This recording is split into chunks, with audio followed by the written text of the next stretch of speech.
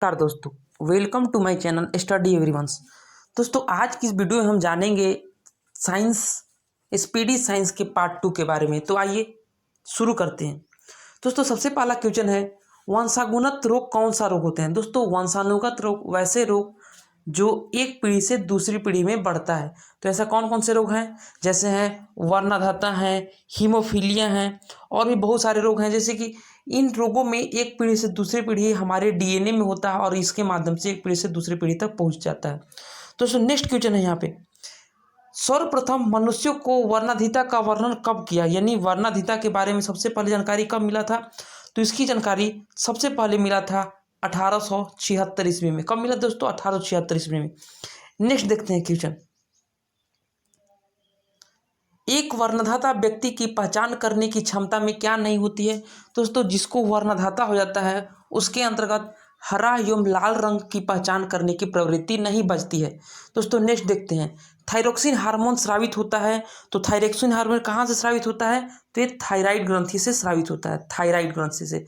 Clear है दोस्तों? Next देखते हैं, जठर रस में पाए जाने वाला कौन सा अम्ल पाया जाता है। दोस्तों, जठर रस में पाया जाता है HCl अम्ल। इसी से हमारा खाना आसानी से पचता है। HCl का स्रावित नहीं होने से खाना हमारा नहीं पचेगा।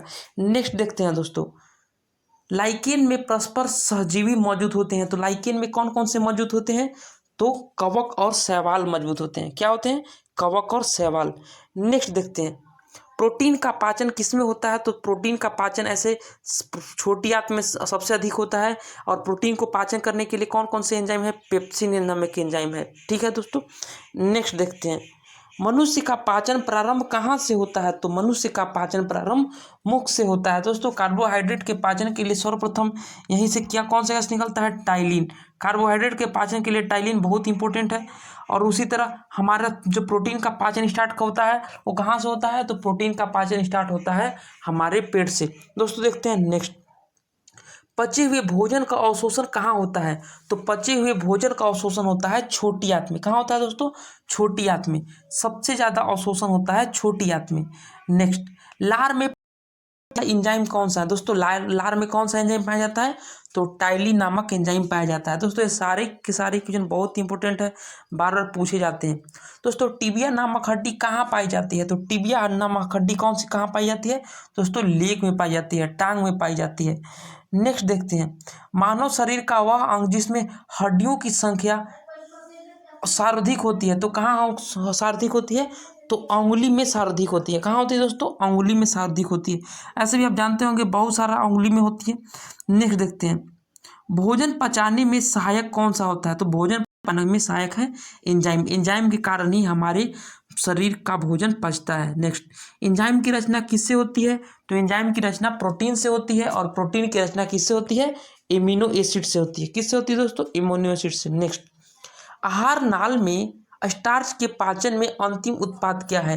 तो आहार नाल के पाचन में अंतिम उत्पाद है माल्टोस। क्या है दोस्तों? माल्टोस। बहुत इंपॉर्टेंट क्वेश्चन है, बार बार पूछे जाते हैं। शरीर में इम्यूनो अम्लों की संख्या कितनी होती है। तो शरीर में इम्यूनो अम्लों की संख्या कितनी होती है?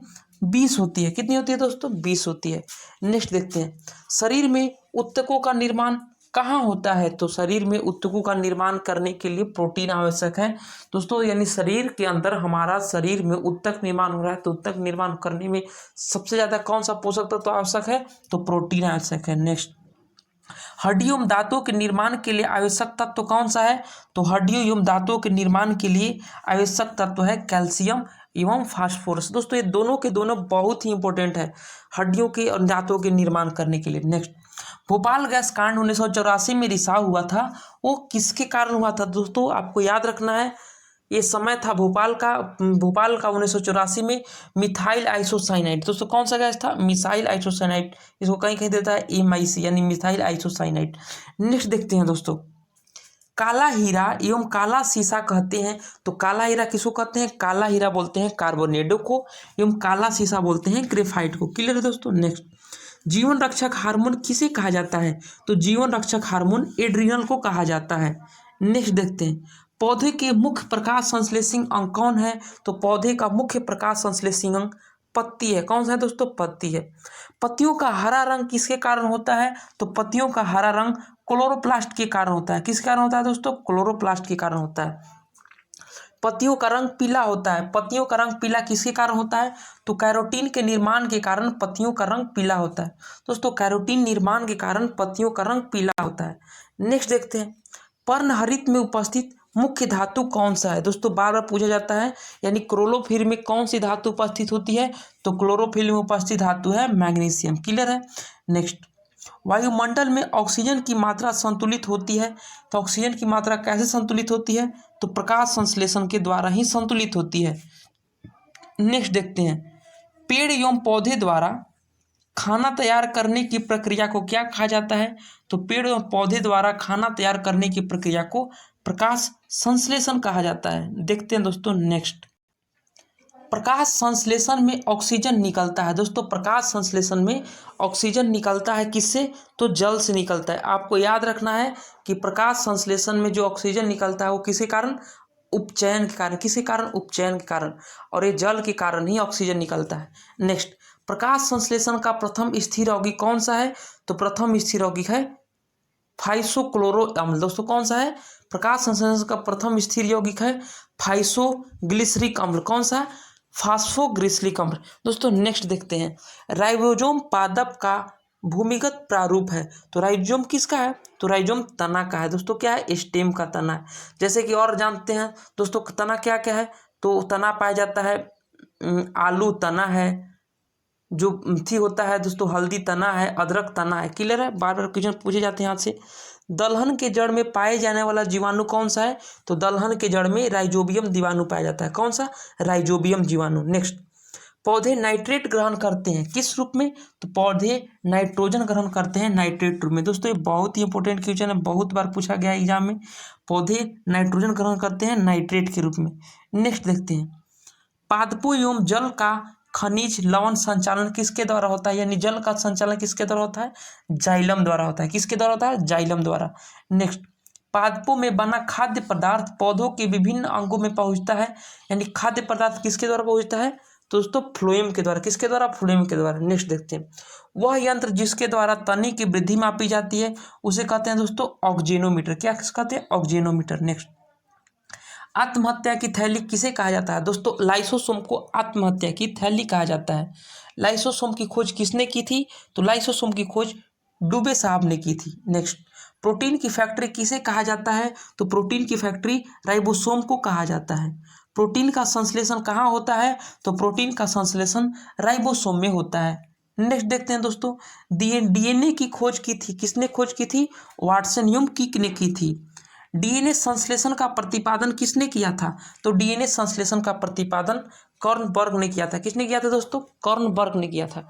नेक्स्ट देखते हैं, डीएनए एवं आरएनए क्या है? डीएनए और आरएनए न्यूक्लिक अम्ल है। क्या दोस्तों? न्यूक्लिक अम्ल। डीएनए के क्रियात्मक खंड को क्या कहते हैं? डीएनए के क्रियात्मक खंड को जीन कहते हैं। क्या कहते हैं? जीन। डीएनए का डबल हेलिक्स मॉडल को बनाया था किसने? बनाया था डीएनए का डबल हेलिक्स मॉडल को? तो वाटसन एवं क्रिक ने बनाया था। किसने बनाया था? वाटसन एवं क्रिक। डीएनए की इकाई है, डीएनए की इकाई क्या है दोस्तों? तो डीएनए की इकाई है न्यूक्लियोटाइड्स। क्या है दोस्तों? न्यूक्लियोटाइड्स। नेक्स्ट देखते हैं, सर्वप्रथम प्रयोगशाला में बनाया गया जीन का संश्लेषण किसने किया था? तो हरबिन खुराना साहब ने। और एक और प्रश्न पूछता है, जीन शब्द का खोज किसने किया था? यानी जीन शब्द किसने काढ़ा था? तो दोस्तों किसने काढ़ा था? जोहानसन साहब ने। किसने काढ़ा था? जोहानसन साहब ने। स्त्री एवं पुरुष में संगठन होता है तो पुरुष में होता है XY, जबकि स्त्री में होता है XX। एक लड़का पिता में क्रोमोसोम पता चलता है तो यानी 22 तो सेम टू सेम रहता है। यदि Y आ गया पिता का तो वो लड़का हो जाएगा। बच्चों का लिंग निर्धारण किसके कारण होता है? तो पिता के गुणसूत्र के कारण होता है। दोस्तों नेक्स्ट बात करते हैं, पैतृक सिद्ध करने का में सहायक कौन कौन है? तो डीएनए और फिंगरप्रिंट टेस्ट से हो जाएगा। मधुमेह रोग होता है इंसुलिन की कमी के कारण, और इंसुलिन की खोज किसने की थी? बेटिंग एवं बेस्ट ने। किन्होंने की थी? बेटिंग एवं बेस्ट ने। और इंसुलिन शरीर में कहाँ बनता है? दोस्तों इंसुलिन शरीर में अग्नाशय में बनता है। और नेक्स्ट क्वेश्चन है, ब्रोंकाइटिस रोग किससे संबंधित है? तो दोस्तों ब्रोंकाइटिस रोग स्वास्थ्य नाली से संबंधित है। और पेप्सिन एक उदाहरण है एंजाइम का। दोस्तों बहुत इंपॉर्टेंट सारे के सारे साइंस के क्वेश्चन थे। दोस्तों यदि आपको क्वेश्चन अच्छे लगे तो वीडियो को लाइक कर दीजिएगा, और दोस्तों सब्सक्राइब करना नहीं भूलिएगा। दोस्तों सब्सक्राइब जरूर कर दीजिएगा। मिलते हैं अगली वीडियो में, तब तक के लिए जय हिंद।